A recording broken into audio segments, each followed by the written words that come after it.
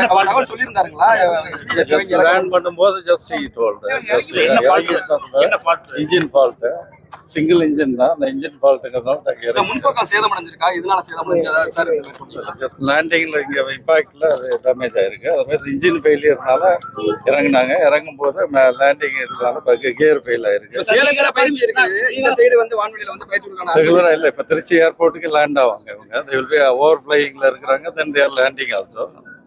ரெகுலரா இது நடக்கிற விஷயம் தான். ஒன்றும் ஸ்பெஷல் இதில். பட் வரும்போது இன்ஜின் ஃபெயில் ஆனதுனால எமர்ஜென்சி லேண்டிங் பெர்மிஷன். எமர்ஜென்சி லேண்டிங்ல ஹைவே பண்ணலாங்கிறது ஒரு இது பெர்மிஷன். இல்ல இல்ல டிஜிசில இருந்து வர்றாங்க. ரெகுலேட்டரி டைரக்டர் ஜெனரல் சிவில் ஏவியேஷன்ல இருந்து வருவாங்க. சென்னையில இருந்து வர்றாங்க. 5 மணிக்கு அவங்க லேண்ட் ஆயிட்டு they will check எதனால ஃபெயிலியர் என்ன இதுன்னு பார்த்த பிறகு we will be shifting. எரிவாயு கசிவுலாம் ஏற்படுதுன்றாங்க. அந்த மாதிரி சேஃப்டி இட் இஸ் சேஃப். ஒன்றும் இஷ்யூ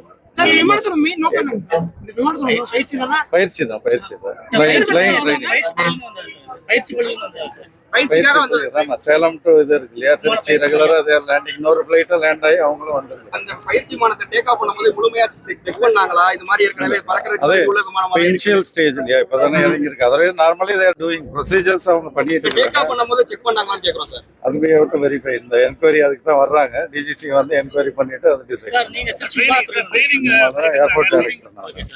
அடுத்து நம்ம என்ன சார் பண்ணுவோம்? அடுத்து 5 o'clock அவங்க இன்ஸ்பெக்ஷனுக்கு வருவாங்க. வந்துட்டு டிஜிசியை சொன்ன பிறகு then we will be removing. பயிற்சி நிலையத்துக்கு உரிமை கரெக்டா இருக்கா? அதெல்லாம் டிஜிசியை பார்ப்பாங்க. அதுக்கு தான் டிஜிசியை வர்றாங்க. அவங்க தான் அப்ரூவ் கொடுக்குறாங்க. அவங்க தான் லைசன்ஸ். அந்த விமானிட்ட நீங்க பேசுனீங்களா? அந்த விமானி என்ன சொல்றாங்க? அவர் ஓகே, அவரோட இது இப்போ கண்டிஷன் இப்போ தானே வந்திருக்கிறாரு இல்லையா, அவர் ரெஸ்ட் எடுக்கிறாரு.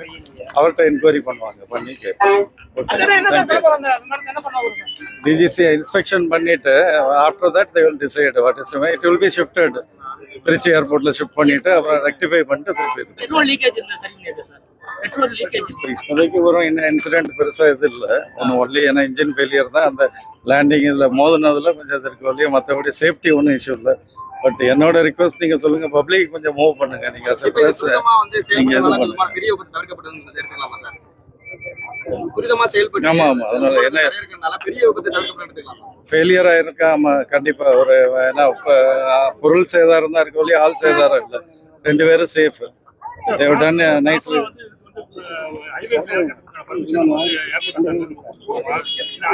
இல்ல அந்த மாதிரி எமர்ஜென்சி ப்ரொசீஜர்ஸ் இருக்கு. அதுபடி ஏன்னா இந்த when there is no other option graph they will land in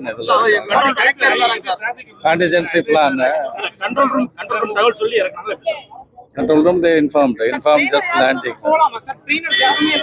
pilot trained pilot இருக்கிறாங்க இல்லையா, அவர் தான் ட்ரை பண்ணியிருக்கிறாரு. கூட தான் இவர் இருந்திருக்கிறாங்க. ஒரு ஆள் ட்ரைனிங், வேற யாரும் டிராவல்லாம் பண்ணல. பைலட் ட்ரெயின்டு பைலட் ஒரு ஆள் பண்ணியிருக்கிறாரு. ஒரு அன்ட்ரெயின்டு பைலட் கூட ட்ரைனிங்.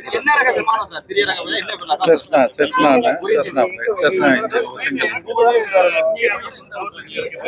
எஸ் இப்போ ஜஸ்ட் லேண்டிங் அப்போ இன்ஃபார்ம் பண்ணாங்க இந்த மாதிரி எமர்ஜென்சி லேண்டிங். திருச்சியில் இது ஓவர் ஃப்ளைங் கரெக்ட். தரையிறங்க வேண்டியது எந்த இடம் சார்? சேலமே போறதான்னு கேக்குறேன்.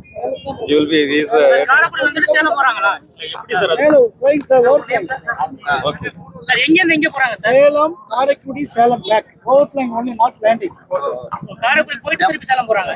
வான்வெளி முக்கியம். வரும்போது டெக்னிக்கல் இஷ்யூ ஆகி காரைக்குடி போறாங்க. காரைக்குடி போய் திரும்பி பிளே ஸ்டோர் மற்றும் ஆப் ஸ்டோரில் இருந்து பாலிமர் செயலியை QR கோடு மூலம் பதிவிறக்கம் செய்யுங்கள். செய்திகளை உடனுக்குடன் பெறுங்கள்.